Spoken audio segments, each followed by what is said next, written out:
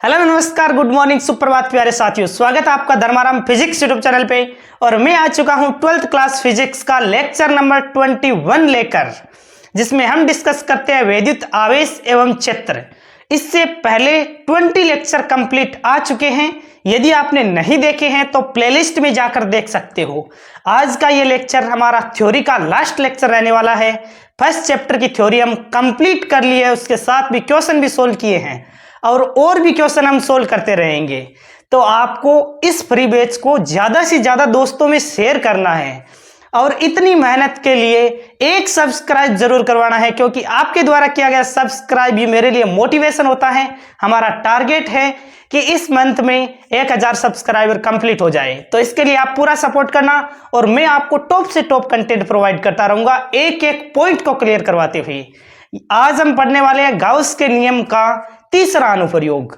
तीसरा अनुप्रयोग है गोलीय कोष अथवा चालक गोले के कारण विद्युत क्षेत्र की तीव्रता। गाउस के नियम के तीनों ही अनुप्रयोग इंपॉर्टेंट है। चौथा अनुप्रयोग हमारे सिलेबस में नहीं है। पहला अनुप्रयोग था आवेशित चालक तार के कारण विद्युत क्षेत्र की तीव्रता। दूसरा था अनंत आवेशित चादर के कारण विद्युत क्षेत्र की तीव्रता। ये दोनों हमने कंप्लीट कर लिए थे। और गोलीय कोष अथवा चालक गोले के कारण विद्युत क्षेत्र की तीव्रता इस वीडियो में हम कंप्लीट कर लेंगे।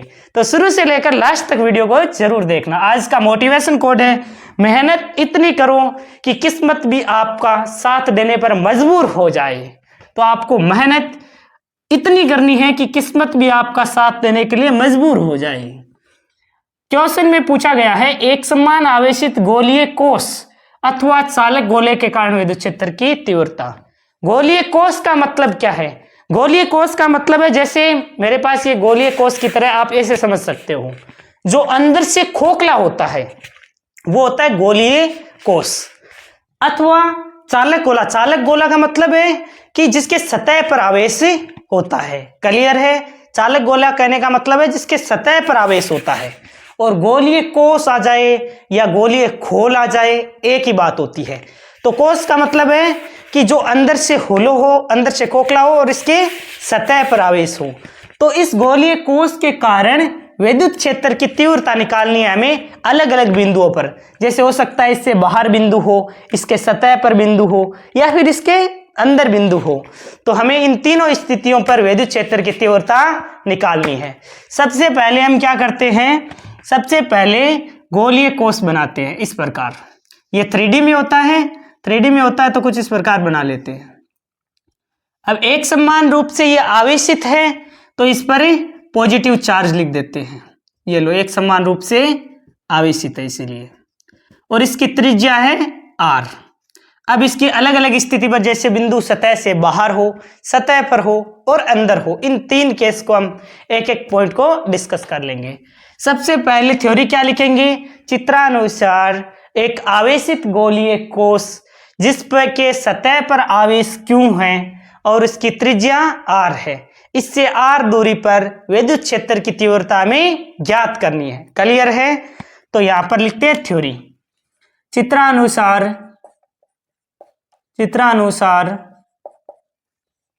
एक r त्रिज्या का गोलीय कोष अथवा चालक गोला जिसके सतह पर Q आवेश है से r दूरी पर विद्युत क्षेत्र की तीव्रता ज्ञात करनी है।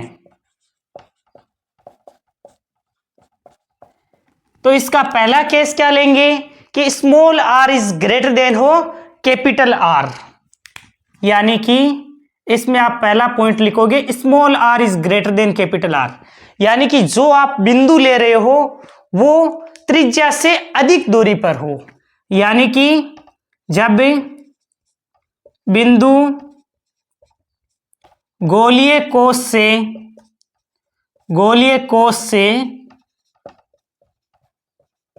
बाहर हो।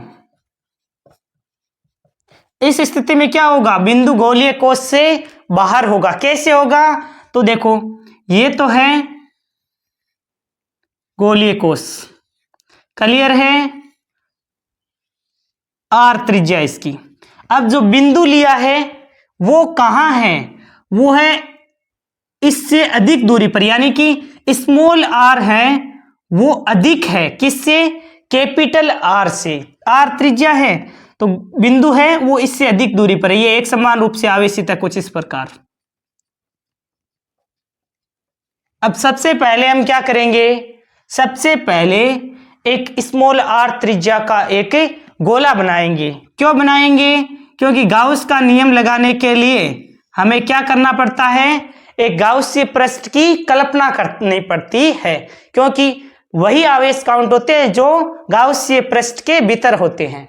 तो जब बिंदु हमने देखो, क्वेश्चन में देखो small R is greater than capital R, यानी कि त्रिज्या से अधिक दूरी पर बिंदु लो, यानी कि त्रिज्या तो इतनी सी है और बिंदु ले रहे हो स्मॉल आर है इससे भी बड़ा, यानी कि बिंदु गोले से बाहर है। यानी कि जैसे आपके पास ये गोला है तो बिंदु इसकी त्रिज्या इतनी है ना, तो बिंदु इससे बाहर है, क्लियर है। अब देखिए आप बताओ, यहां पर जैसे इसका एक छोटा पार्ट ले लेते हैं, डीए क्षेत्रफल ले लेते हैं। इसका क्षेत्रफल सदिश किस ओर होगा, तो विद्युत क्षेत्र तो इस दिशा में है। विद्युत क्षेत्र तो आपको पता चल गया है कि धनावेश के कारण विद्युत क्षेत्र की तीव्रता इस प्रकार होती है बाहर की ओर, तो विद्युत क्षेत्र तो ये हो गया। और क्षेत्रफल सदिश, तो देखो इसके लिए क्षेत्रफल सदिश क्या होता है, कहीं पर भी देखोगे तो इस प्रकार लंबवत होगा ना, इस वाले बिंदु पर देखोगे तो इस प्रकार इस ओर हो जाएगा, यानी कि डी ए वेक्टर भी इस दिशा में हो जाएगा। विद्युत क्षेत्र और क्षेत्रफल सदिश दोनों एक ही दिशा में हो जाएंगे। जरूरी नहीं आप यहीं पर लो, बिंदु कहीं ले सकते हो, जैसे यहां पर लिया है तो आप देखोगे विद्युत क्षेत्र नीचे की ओर होगा और क्षेत्रफल सदिश नीचे की ओर, इस प्रकार दोनों एक ही दिशा में होंगे। इसके क्षेत्रफल सदिश होता क्या है, क्षेत्रफल सदिश होता है किसी भी सतह के लंबवत सदिश को ही क्षेत्रफल सदिश कहते हैं। तो ये इसके लंबवत सदिश, अब ये कहीं पर भी इस प्रकार देखो यहां पर है तो इस प्रकार लंबवत हो जाएगा। तो क्षेत्रफल सदिश और विद्युत क्षेत्र दोनों एक ही दिशा में है, कहने का मतलब है इनके मध्य कोण कितना है, इनके मध्य कोण है 0 डिग्री, क्लियर है। तो सबसे पहले हम यहां पर लिख देते हैं कि इसके लिए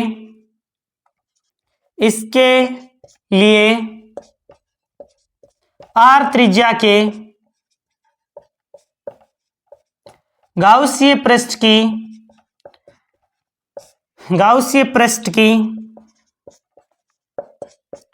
कल्पना करते हैं। अब गाउस का नियम लगाना है तो गाउसीय पृष्ठ की तो कल्पना करनी पड़ेगी, क्योंकि बिंदु है वो इस स्मॉल आर से अधिक दूरी पर है। अब गाउस के नियम से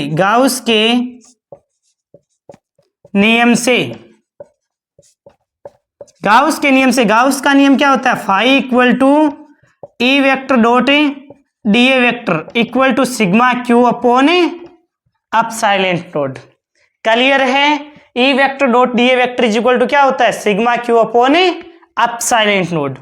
अब देखो आप इसे इस प्रकार लिख सकते हो, E D A cos theta equal to sigma Q, तो क्यू कितना है, कैपिटल क्यू लिया इसीलिए क्यू ले लो, अपॉन एप्सिलॉन नॉट।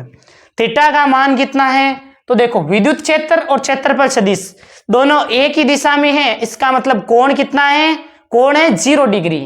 विद्युत क्षेत्र और ये है क्षेत्रफल सदिश, क्लियर है ना।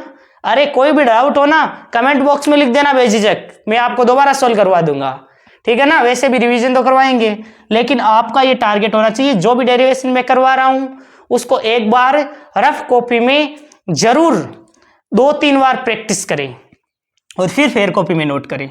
अब देखो विद्युत क्षेत्र क्षेत्रफल सदिश एक ही दिशा में है तो कोण कितना है 0 डिग्री, कोण कितना हो गया 1 कोस 0 का मान कितना होता है, कोस 0 का मान होता है 1, तो Q upon epsilon naught, clear है। 1 DA का समाकलन क्या हो जाएगा, A हो जाएगा। और ए क्षेत्रफल, गोले का क्षेत्रफल कितना होता है 4 पाई आर स्क्वायर। कितना होता है 4 पाई आर स्क्वायर। अब आर कौन सा लोगे, तो आपने जो त्रिज्या की कल्पना की थी ना, यानी कि इस वाले गोले के लिए बिंदु बाहर है तो यहां से लेकर ये वाली त्रिज्या लेनी है small R. 4 pi R square equal to Q upon epsilon not. अब ई का मान निकालना है तो बाकी सभी का पक्षांतरण कर दो, Q upon 4 pi epsilon nought R square. Clear है। 1/4 पाई एप्सिलॉन नॉट क्या होता है, के होता है। 1/4 पाई एप्सिलॉन नॉट क्या होता है, के क्यू बटा आर स्क्वायर। क्लियर है। ई का मान कितना आ गया, के क्यू बटा आर स्क्वायर। ये हो गया जब बिंदु आपका गोले से बाहर स्थित हो, जब बिंदु आपका गोले से बाहर स्थित हो। क्लियर है। इसके लिए आप वक्र भी बना सकते हो। कैसे बनाओगे रे, वक्र कैसे बनाओगे, तो आपको पता है ई व आर में वक्र बनाना हो तो ऐसे बना देना, इस प्रकार। क्लियर है। ये यहां से मैं मिटा देता हूं, है ना, ताकि ऊपर से आपको सारा का सारा जो कॉन्सेप्ट है ना, 3 बिंदु है, 3 बिंदु में से जितना आ सकता है वो एक साथ कर लेते हैं, कंफ्यूजन नहीं होगी, क्योंकि बोर्ड का जो स्पेस है उसको हम सही से यूज लेते हैं। तो ई व आर में वक्र बनाना हो तो किस प्रकार बनाओगे, इधर ई ले लो, इधर आर ले लो। किस प्रकार है, ई और आर में वक्र कुछ इस प्रकार बन जाएगा। क्यों, क्योंकि आर स्क्वायर है वो ई के व्युत्क्रमानुपाती है। क्लियर है। देखिए दूसरा पॉइंट है, जब small R equal to capital R हो, यानी कि बिंदु गोले की सतह पर हो। कोष्टक में लिख लो, बिंदु गोलीय कोश के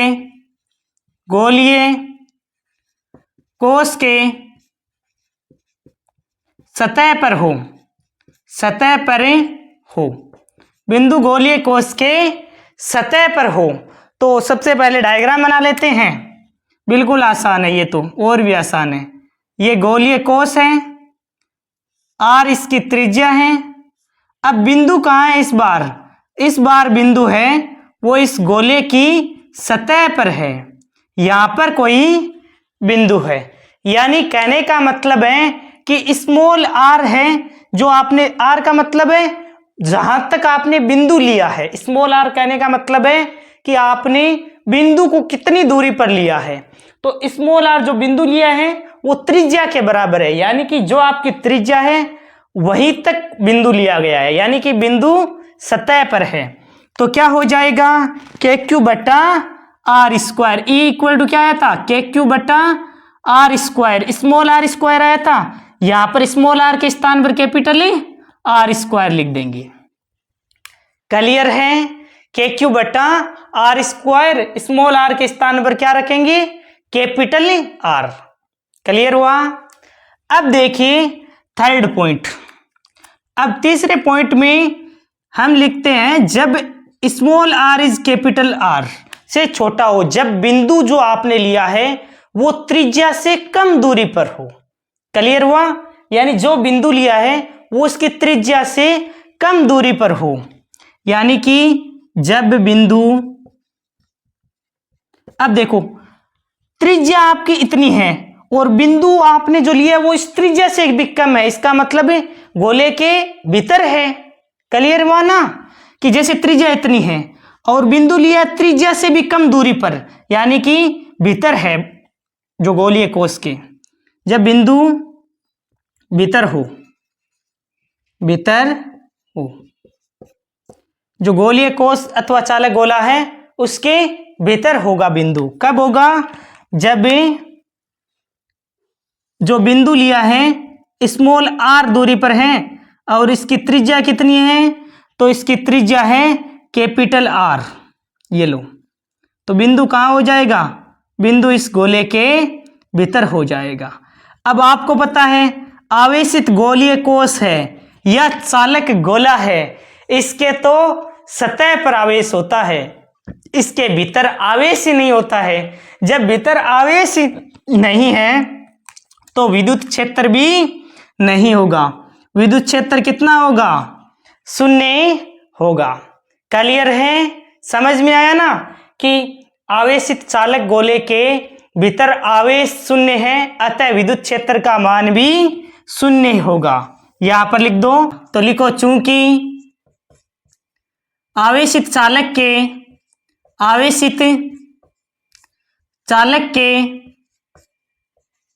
भीतर आवेश शून्य है, अतः विद्युत क्षेत्र भी शून्य होगा। क्लियर है, यही हमने लिखा है E बराबर शून्य। यदि आपको कंबाइंड वक्र बनाना हो तो बना सकते हो ना इस प्रकार। देखो E व R में कंबाइंड वक्र बनाते हैं, इधर हमने लिया है E और इधर लिया है R। अब R पहली कंडीशन है, जब स्मॉल r है वो छोटा हो कैपिटल R से। कहने का मतलब है त्रिज्या से भी कम दूरी पर हमने बिंदु लिया है। इसका मतलब है कि बिंदु गोले के भीतर है। बिंदु जब गोले के भीतर है यहां पर, और यहां पर ले लेते हैं स्मॉल r बराबर कैपिटल R, यानी कि बिंदु कहाँ है, बिंदु गोले की सतह पर है। और तीसरी कंडीशन लेते हैं small r is greater than capital R, यानी कि जो बिंदु है वो गोले से बाहर है, त्रिज्या से अधिक दूरी पर बिंदु लिया है। तो सबसे पहले अंदर जब बिंदु लिया था तो अंदर विद्युत क्षेत्र था नहीं, शून्य था, तो कोई ग्राफ बनेगा नहीं।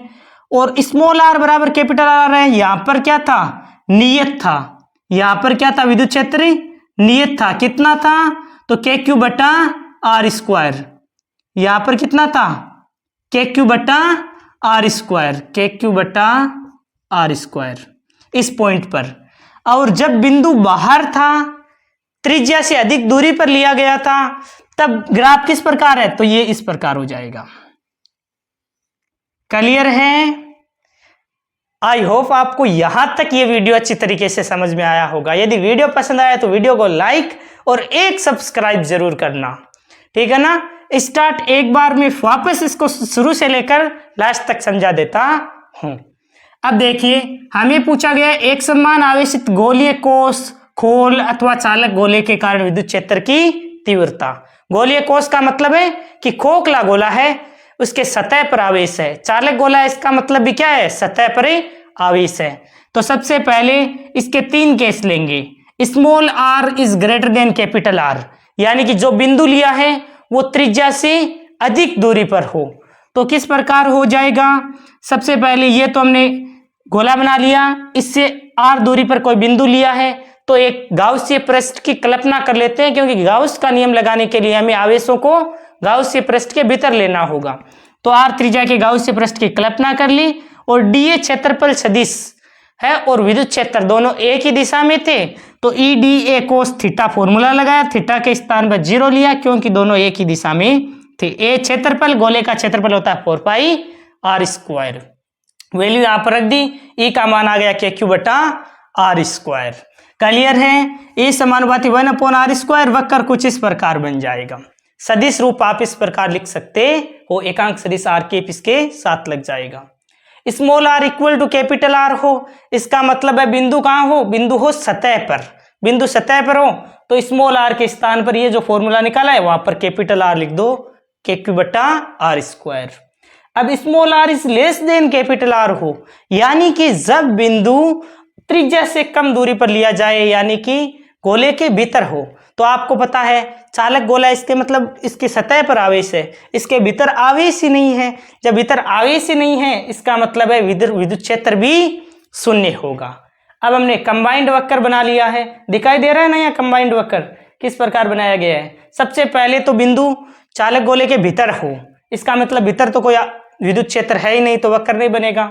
स्मॉल r बराबर कैपिटल R है, यहाँ पर नियत मान आया है KQ बटा R स्क्वायर।